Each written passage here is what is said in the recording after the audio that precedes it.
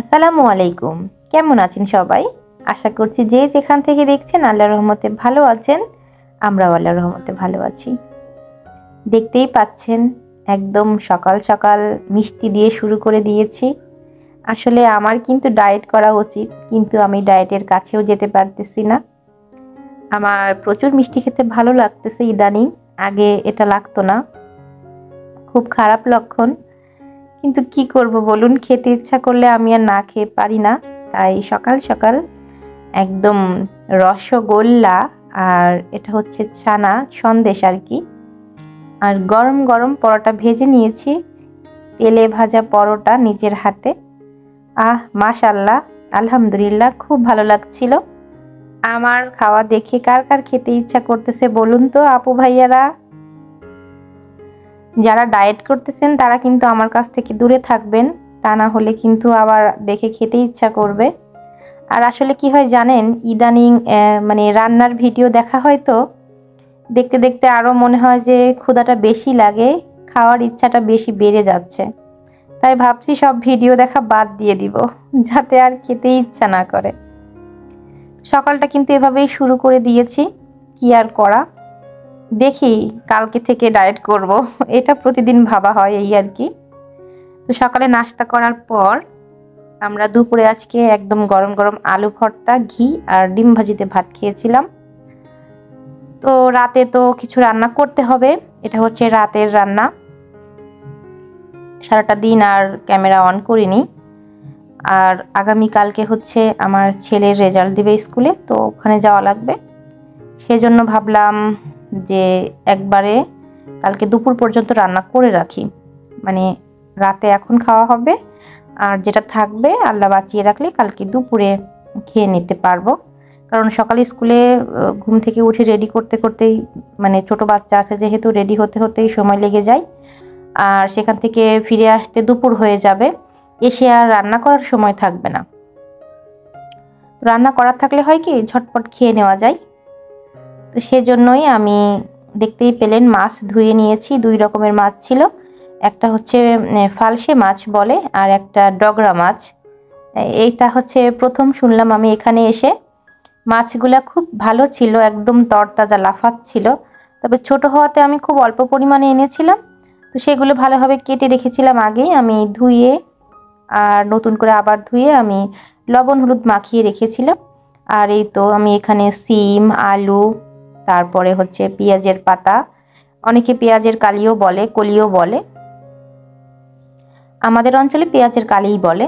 তো সেটা দিয়ে আমি হাতে মেখে, কাঁচামরিচ পেঁয়াজ দিয়ে মেখে এই তো পানি দিয়ে বসিয়ে দিলাম। আর এই পাশে হচ্ছে রান্না করব পেঁয়াজ দিয়ে, এবং অল্প একটু আলু দিয়েছি, এই ডগরা মাছগুলো চচ্চড়ি করব। এই ডগরা মাছটা দেখতেও অনেকটা বেলে মাছের মতো, আবার টেস্টটাও বেলে মাছের মতো। কাটাগুলা খুব সফট, নরম, খেতে ভালো লেগেছিল। আমি প্রথম এই মাছটা রান্না করলাম, এর আগেও দেখেছি কিন্তু কেমন যেন লেগেছিল, সেই জন্য আনিনি। তো হঠাৎ করে না ছোট মাছ খেতে ইচ্ছা করতেছিল।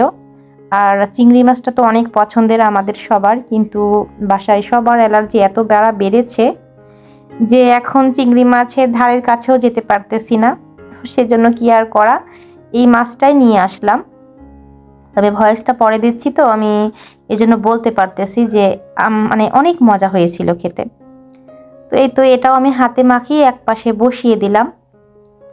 2 চুলায় 2টা দিলে হবে কি দ্রুত হয়ে যাবে রান্নাটা। আর যেহেতু সকালে উঠে রুটি খাবে, আমার শ্বশুরও আছে বাসায়, তো ভাবতেছি কিছু রুটিও মানে রেডি করে রাখবো, যাতে করে সকালে কোনো মতে সেকেই আমরা নাস্তা করে বেরিয়ে যেতে পারি।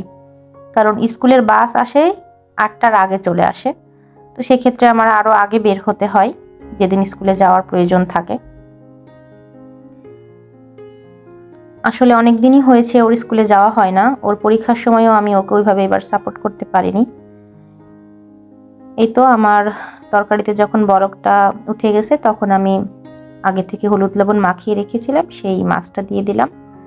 অবশ্য একটু ধনে পাতা হলে না খুব জমে যেত, তবে ধনে পাতা খেলে আমার প্রচুর অ্যাসিডিটির প্রবলেম হয়, বুকে ব্যথা হয়, আর ওর বাবা খেতে চায় না। আর আমার যেহেতু প্রবলেম হয় সেহেতু অজুহাত খোঁজে যে এটা খাওয়া লাগবে না। তবে আমার কিন্তু খুব খুব খুব পছন্দ, ফ্লেভারটা জাস্ট অসাধারণ, টেস্টটাও অনেক মজা হয়। দুইটা তরকারিতেই যদি একটু ধনেপাতা দিতে পারতাম তাহলে একটু বেশি ভালো লাগতো। তো ওই তো যেটা বলছিলাম, গত 1.5 মাস 2 মাস ধরে মানে ওর বাবা অসুস্থ, বিছানায় ছিল, তারপর ছেলেকে ওইভাবে কেয়ার করতে পারিনি। তো যাক, যে রেজাল্ট করে আমি মানে প্রস্তুত হয়ে আছি, যেটাই হোক, ভালো হোক, মধ্য মানে খারাপ হোক আর মাঝামাঝি হোক, আমি প্রস্তুত আছি। আল্লাহ যেটা করবে ইনশাল্লাহ ভালোর জন্যই করবে। আর আসলে সবার আগে আমি চাই আমার ছেলে একটা খুব ভালো মনের ভালো মানুষ হোক। সে ফার্স্ট সেকেন্ড বা মানে এই ধরনের আমি কোনো কিছু আশা করি না। সে খেলাধুলা করবে, মানুষের সাথে মিশবে, যাতে 5টা মানুষ তাকে ভালো বলে আর কি। শুধু আমি না, আমার মনে হয় ম্যাক্সিমাম মানুষই তাদের সন্তানদের কাছ থেকে এরকমটাই আশা করে। তো যাই হোক, সবাই আমার বাচ্চাদের জন্য দোয়া করবেন। আমি জানি হয়তো আশানুরূপ ফল আমি এবার পাবো না, আর আমি সব সময় তার থেকে একটু কম আশাই করি। সে একটু বড় হচ্ছে আর একটু করে পাজি হচ্ছে, অমনোযোগী হচ্ছে, পড়ায় ফাঁকি দেওয়া শিখতেছে। তো কি আর করা, সব বাচ্চারা এরকম হয় না। যারা বেশি ভালো হয় তারা কিন্তু নিজের গরজেই সবকিছু করে, অন্যের গরজে কিন্তু আর অনেক বেশি ভালো ফলাফল অর্জন করা যায় না, সেটা আমরা সবাই জানি। তো এপাশ থেকে কিন্তু আমি চচ্চড়িটা বারে বারে ঘুরিয়ে দিচ্ছি, যাতে করে নিচ থেকে একটু লাল লাল আসে, খেতে ভালো লাগবে তাহলে। আর এপাশ থেকে আমি এই তো আটাটা রেডি করে নিচ্ছি রুটি বানিয়ে, এটা আধা সাকা করে রাখবো, তাহলে কালকে সকাল সকাল খুব তাড়াতাড়ি রেডি হয়ে আমরা স্কুলে চলে যেতে পারবো। এই তো আমার একটা তরকারি হয়ে গিয়েছে, আর এটা না নামিয়ে রেখেছিলাম, কারণ হচ্ছে দেরি হয়ে যাচ্ছিল, কারণ এটা চুলার উপর থাকবে, আস্তে আস্তে নিচ থেকে লাল হবে, আর আমি আটাটা কাই করে একদম ডোটা বানিয়ে নিতে পারবো।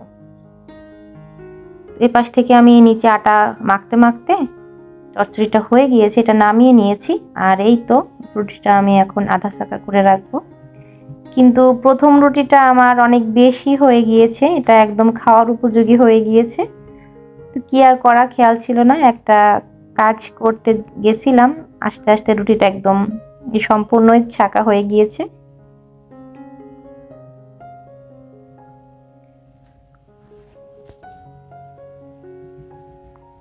এই তো কথা বলতে বলতে আমি একে একে সবগুলা রুটি রেডি করে রাখছি। আসলে শীতের দিনে তো রুটিগুলো একটু রেডি করা থাকলে না, সকালে খুব ঝটপট সবকিছু করে নেওয়া যায়।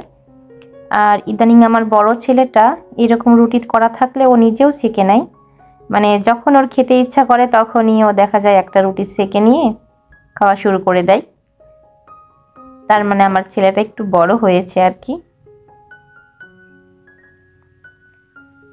যেহেতু সকাল টাইমে উঠতে একটু অলসতা হয় আর অনেক কাজ জমে যায়, রুটিটা প্রতিদিন এই আটা মাখামাখি রুটি তৈরি করা একটু ঝামেলাই মনে হয়। তো রেডি করা থাকলে আবার ঝটপট করে দেওয়া যায়, একদম মনে হয় যে নতুন বানানো হয়েছে, এটাতে কোনো পার্থক্য থাকে না।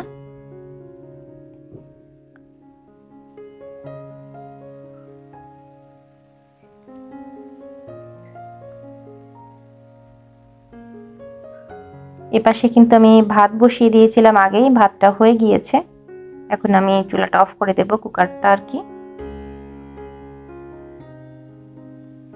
ভাতটাও রেডি করে রাখলাম। কালকে স্কুল থেকে ফিরে এসে একদম মানে 2 চুলায় 2 তরকারি দিয়ে দিব, একটু গরম হয়ে যাবে, আর ভাতটা কুকারে আবার একটু গরম দিলে ব্যাস গরম ভাত তরকারি হয়ে যাবে।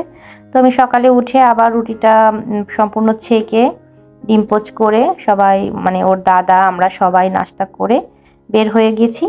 এই তো স্কুলে পৌঁছে গিয়েছি, এটা হচ্ছে আমার বাবাইয়ের স্কুল, ভেতরের অংশ আর কি।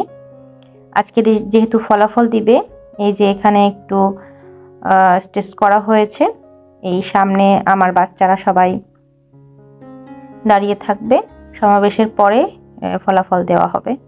সমাবেশও শুরু হয়ে গিয়েছে তাদের, আর আমরা যারা গার্জিয়ান গিয়েছিলাম তারা এই সামনে অপেক্ষা করছিলাম। সবাই খুব চিন্তিত ছিলেন, সব গার্জিয়ানরাই।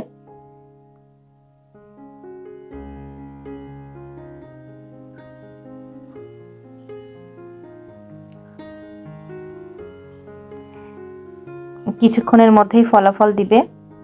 তো যাক, আলহামদুলিল্লাহ যে ফলাফল হয়েছে, আমার বাচ্চা নতুন ক্লাসে উত্তীর্ণ হয়েছে, মাঝামাঝি পর্যায়ের ফলাফল করেছে আর কি। সবাই আমার বাচ্চার জন্য দোয়া করবেন।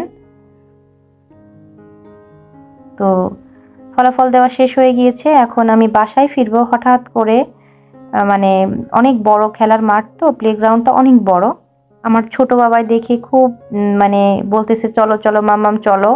তো সেখানে গিয়ে আমার বাবা একটু খেলাধুলা করলো, কিন্তু আমার বড় ছেলের খেলাধুলায় আগ্রহ অনেক কম। ক্রিকেট টিমের নাম নিচ্ছিল, আমি অনেক করে রিকোয়েস্ট করলাম বাবা নাম দাও, কোনোভাবেই নাম দিল না, বলতেছে আমার খেলা ভালো লাগে না।